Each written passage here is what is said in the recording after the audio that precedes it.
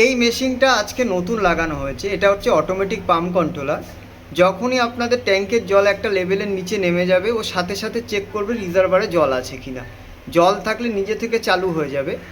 যখনই চালু হবে এখানে পাম্প অনের পাশে একটা সবুজ রঙের লাইট জ্বলে উঠবে, আর যতক্ষণ পাম্পটা চলবে ততক্ষণ টিট টিট করে একটা বিপ সাউন্ড হবে।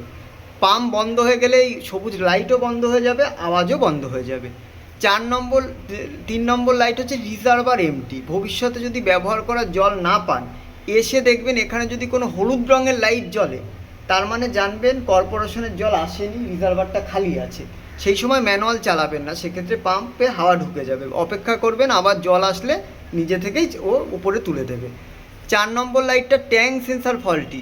ট্যাঙ্কে একটা সেন্সার দেওয়া হয়েছে, যদি কোনো কারণে এই সেন্সারে কোনো গন্ডগোল হয় এখানে একটা লাল রঙের লাইট অন অফ হবে। একইভাবে রিজার্ভারেও একটা সেন্সার আছে, কোনোভাবে যদি ওটার গন্ডগোল হয় সেক্ষেত্রে এখানে একটা নীল রঙের লাইট অন অফ হবে। যদি কখনো ম্যানুয়াল চালাতে হয়, সব থেকে সহজ রাস্তা হচ্ছে প্রথমে আমাদের পাওয়ারের সুইচটা অফ করে দেবেন, দিয়ে এই যে ম্যানুয়াল সুইচটা এটাকে প্রথমে অন করলেন, অন করেছেন, এইবার এই সুইচ দিয়ে আপনারা অন অফ করবেন। এই যে অন করলেন, আবার এটা দিয়ে অফ করবেন। হ্যাঁ, এটা দিয়ে অফ করবেন, ও যখনই আপনার ট্যাঙ্ক ভরে যাবে নিজে থেকেই অফ হয়ে যাবে। অফ আপনাদের না করলেও কোনো সমস্যা নেই। আর এখানে আপাতত হাত দেবেন না, এই সুইচগুলো যেমন আছে আমি টেপ লাগিয়ে দিয়ে যাব, এইটা যেন এরকম অবস্থায় থাকে।